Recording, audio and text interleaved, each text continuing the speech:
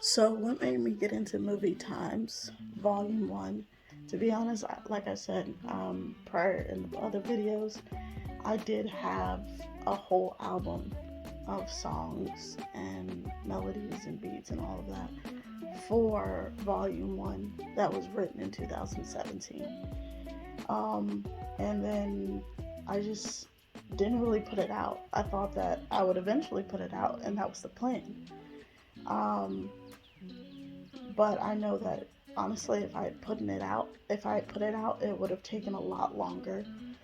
There were actually much more songs on the songs that I had written than on the actual album, Movie Times Vol.1, in a very different like way I was going. I mean, at the time when I wrote the songs, I was 23. So when I wrote whole new, well, the new songs for the actual album, um, honestly, when I wrote those, I was 24, 25 by then. So 2 years had passed. Of course, I had changed since I was 23. Um, but it was extremely fun doing regardless. I enjoyed it. I enjoyed writing the songs, the past prior songs that I didn't put out yet. And I think I might do that one day just on a mixtape. Maybe to just just because honestly, you know, I don't feel like wasting or, not putting out songs. And who knows? People, I had plenty of positive messages and thoughts about things and those and what I wrote down. So who knows? Maybe I'll go back to that. But I'm proud of Movie Times Vol.1 and what it came to be and how it happened, and it was nice. I mean, it was an album that was 20 minutes, 21 minutes. Pretty much the length of these videos. No, but it was hella fun, honestly, doing it. It was fun just getting in the studio. COVID during that time was extremely hard dealing with. Um, and I had just started like doing all this, the whole thing with the album during that time. I mean, I had already done like 2 songs for the album in 2019, and the plan was to, put it out early 2020. But with COVID and everything that was happening, I just ended up pushing it all the way down to close to Halloween because, I mean, hell, Going Ghost was pretty much a Halloween song. I figured might as well put it all together in that sense, and most of the music that I was making to go with the album had a little bit of a theme that was uneasy and somewhat a bit of, I guess, a horror story of my own, so to speak. Um, Talk is Cheap was one of those songs that I wrote because of so much that I was seeing out there and observing in the world. I'm observing people who are just being so heartless to each other, and the apathy in society is so very real and grows, and it's insane, but it's a reality. And Talk is Cheap was part of that, was the reason why I wrote that. And Hardship was not your typical bop that you're gonna hear. It was a sad song, because it was me questioning life, and it was questioning my beliefs and what I wanted to believe in or what I chose to believe in. And that one was a hard one in itself. I mean, Talk is Cheap is in no way necessarily a positive song. It's just has a really good beat on it and a good vibe, so that you can almost so that the lyrics are more palatable. Palatable, yeah. And as far as with the 2 interludes, so Sadness and Solitude and Reviving. So what a lot of people don't know is how I did it was like I thought of it like a movie score of my own movie, based off in some ways the shit that I was thinking of or the shit that I was observing or dealing with in life. And for me, Talk is Cheap starts off, just me just seeing the world as it is, working hard, still trying to achieve, but also dealing with being a black woman in America, and sometimes people automatically seeing you as this villain. But yeah, and it was it was just dealing with everyday life, you know, and the struggles that we all personally have to go through. But for me personally, what I was going through, dealing with heartache or dealing with financial stipulations, and just trying to get myself together and seeing how society is towards, people who grew up with a poor mindset, I guess, so to speak, and whatnot. And just how it seems to get more and more rowdy and more chaotic. I feel this time has just gone on. But yeah, and just going into hardship, that's another scene that I wanted to portray, or I wanted to display, I guess, so to speak. Um, I guess me just after the whole scenario, just figuring out, just going through depression. Honestly, I think hardship was just me in a moment of depression, and the interludes were just a part of that in a way, kind of me going to a dream state. Because if you think about it and how it starts off, which I'm hoping that I will really be able to make music videos for those, because if I'm able to make the music videos for those, it would make a lot more sense. But right now, I have to hold off and wait. You gotta work with my budget.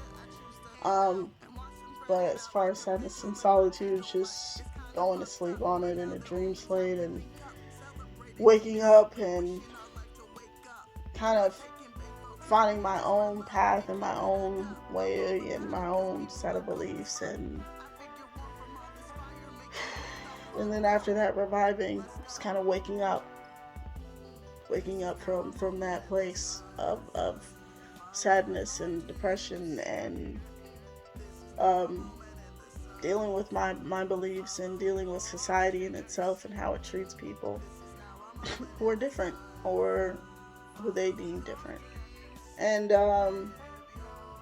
yeah, and then there's Bounce, and Bounce was more of a motivational thing, um, was not to necessarily, of course, come after anyone, but it was more to, if anyone tries to necessarily come towards me, because I'm not really a person that starts things, you know what I'm saying? But I can be the person that finishes it.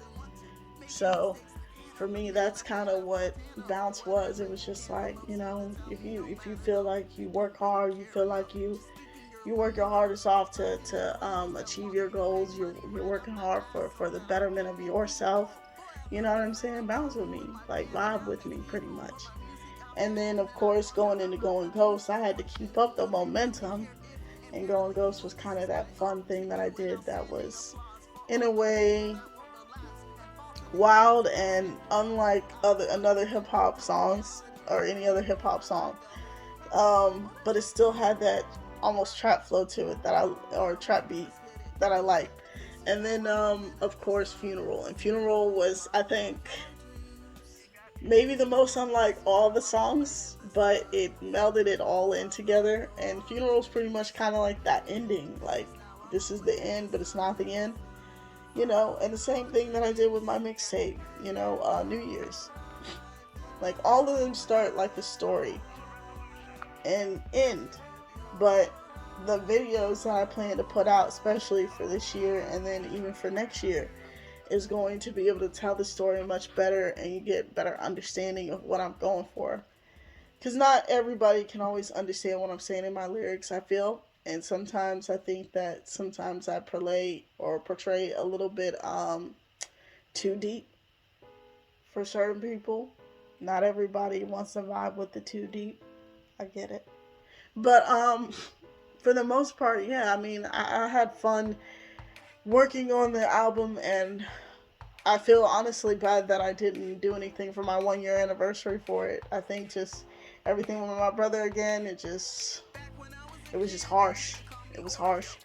But at least now I can, and I plan to. I'm setting up videos for New Year's, setting up videos for this mixtape that's coming out, and setting up videos for the album, Movie Times Vol.1.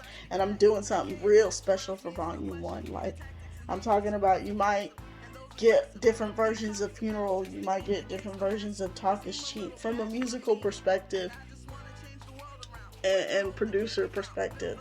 Um, and maybe you'll be able to see my songs in different lenses.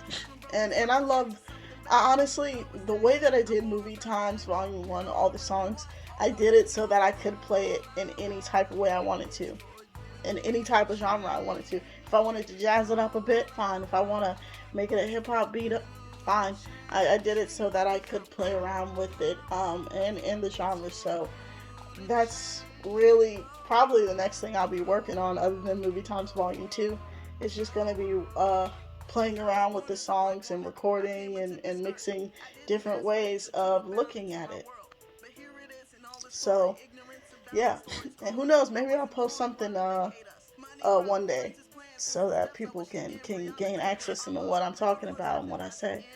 Um, but yeah, as far as Movie Times Volume 1, that's pretty much it for that.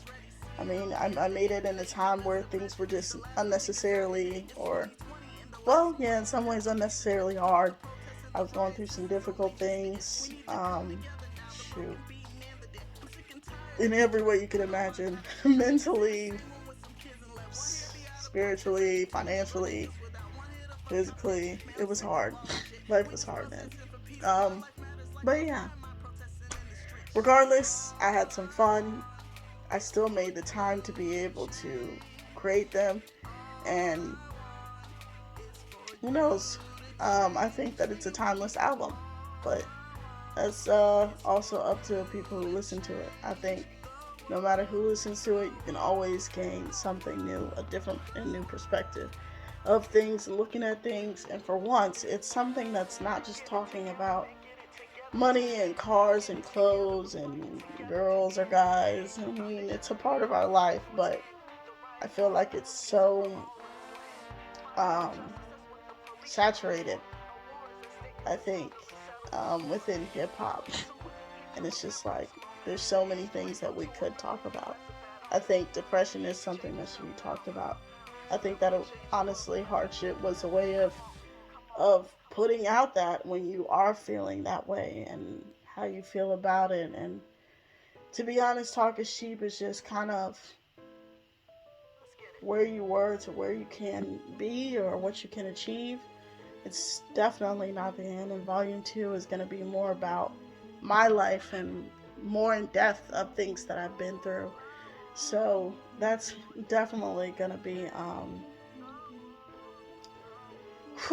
that's gonna be something. It's gonna be much longer, but it's gonna be so much fun, and it's gonna be packed like with so many different melodies and beats.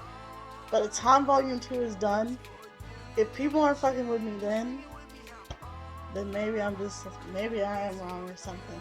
Because all those songs for Volume 2 that I have now, they're lit, and I feel like it kind of elevated even more. I'm not saying Movie Times Volume 1 wasn't great. Movie Times Volume 1 was dope. But Volume 2, I think it's gonna be dope. I think it's gonna be really dope. I think it's gonna put me on. Honest to God, so keep checking my shit out. But yeah, that's pretty much it for Volume 2. Or Volume 1. What I have in store for not even Volume 1, but for, I guess, April, is pretty much, like I said, getting music videos done. So, and getting the mixtape out. I cannot wait to share this mixtape with you guys. I did this thing that was a little bit different. I think you heard it and don't know shit if you've listened, but it's like a siren call. And I wanted to play around with that because, when I did W.E.I.R.D.O's song, there was one lyric that kind of stood out to me. Like how I, you know, I guess tried to portray as though I'm a siren. And I was extremely interested in. And I was like, well, what if I did something like that in a song? No one's done anything like that before. So I thought, oh man, that'd be dope as hell if someone did something like that. And that's pretty much what I did. I mean, there's only two songs that don't really have a siren call because they're so much more serious. Keep It Moving for me was by far the most personal part of that mixtape. It was personal because it was something that I kind of wrote not that long after my brother had passed. And at the time, I don't think I really even had a beat for it. I just put something down because it was how I was feeling. And that shit hurt. So I just can't wait for you guys to check it out. I got, matter of fact, I'm gonna let you know the songs right now. No Contenders, Don't Know Shit, Keep It Moving, Let's Get It, which is a motivational song, and that is something that I produced and made. And then the last one is The Last Samurai. So, and then of course, I'm gonna also put No Contenders featuring Kilo Jones. He is a special on the song. I will have two versions of that song, one with just me, and then one with the dope Kilo Jones. So check that out as soon as you can. Heck, I might honestly put that shit out at a performance, maybe at the open mic at Prime. So if you're listening and you go to Prime, stop by. You might hear something new. You might hear something different. But other than that, yo, I mean, as far as April goes, it's just pretty much I'm getting my room set up. I'm getting a home studio in a way set up in my room, which is going to be difficult, but I'm going to make sure that I achieve it because I want it to get done. But that'll take months and that'll take some time, and I'm fine with that. That's what I'll be doing after the mixtape, is focusing on performances and marketing and promoting myself and pretty much getting this set up in music videos. So that's the whole goal. Volume 2 will be the biggest project. And as far as the Talk is Cheap thing, that's really not going to be hard to play around with or mess around with, to give you guys different versions and different aspects of it. And maybe even have a couple of featured guests from a couple of places. So seriously, 2-year anniversary is coming up for that. And I can't wait for the 2-year anniversary for the New Year's mixtape as well. Who knows, I might even do a Keep Going Part 3, but that shit will probably be, if anything, next year or the year after. I mean, to be honest, I'm hoping that Volume 2, I'm going to do my best to market and promote the hell out of that shit so that it can really fly up, because that shit's just too dope to get pushed to the side like Volume 1 did, personally. I feel like Volume 1, I didn't market and promote it as well as I could have. And had I, things probably would have been a little different. Maybe. But I'm still glad at what I achieved and what I learned along the way. And now I'm ready. So, look out. I cannot wait to honestly surprise you guys, amaze you, and enjoy it. Alright, so that's pretty much it for this vlog. Thank you so much for listening. I'm really glad that you guys took the time out to listen, and I'm hoping that you guys have a extraordinarily blessed day. Alright, W.E.I.R.D.O out.